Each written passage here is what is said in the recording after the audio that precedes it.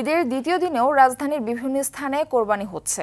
Hatirpool CR Dutta এলাকায় দেখা যায় অনেকে কোরবানি দিচ্ছেন। তারা জানান, ঈদের দিনে কসাই সংকট এবং জায়গা সংকুলান না হওয়ার কারণে তারা ঈদের দ্বিতীয় দিনকে বেছে নিয়েছেন।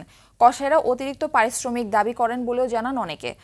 কয়েকজন এলাকাবাসী অভিযোগ করেছেন, রাস্তার ডিভাইডারে কোরবানির বর্জ্য ফেলায় তা দুর্গন্ধ ছড়াচ্ছে।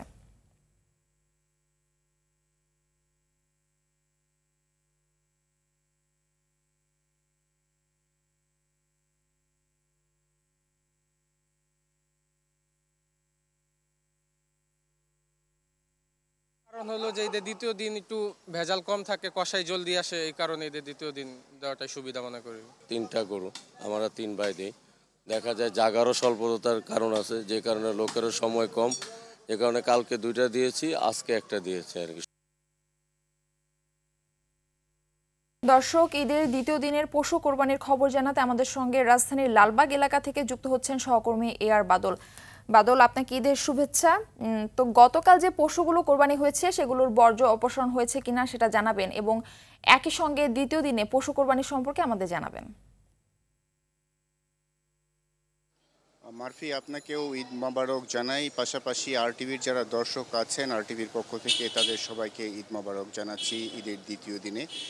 লালবাগ এলাকা সহ বিভিন্ন এলাকায় আমি সকাল থেকে ঘুরেছি, দেখেছি যে কুরবানি হচ্ছে আজকেও।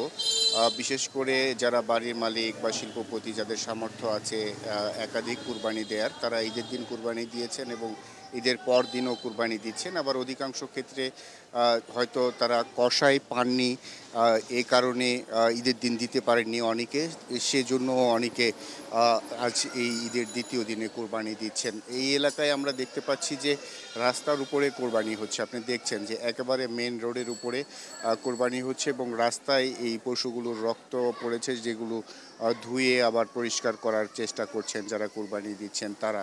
আর এর আগে যে এলাকায় ছিলাম, হাতিরপুল এলাকায়, সেখানে দেখেছি যে ফুটপাতে তারা কোরবানি দিচ্ছেন। কিন্তু এই কোরবানির যে বর্জ্য, অনেকেই তার নিজেদের যে ব্যাগ রয়েছে সেই ব্যাগে করে এগুলো আবর্জনা সংরক্ষণ করছেন এবং সিটি কর্পোরেশনের লোকজন এসে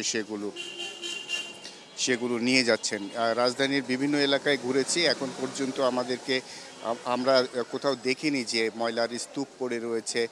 কুরবানির যে বর্জ্যগুলো রয়েছে সেগুলো মোটামুটি সিটি কর্পোরেশন সবগুলো বর্জ্যই নির্ধারিত সময়ের মধ্যে অপসারণ করেছে। মারফি, অসংখ্য ধন্যবাদ আপনাকে।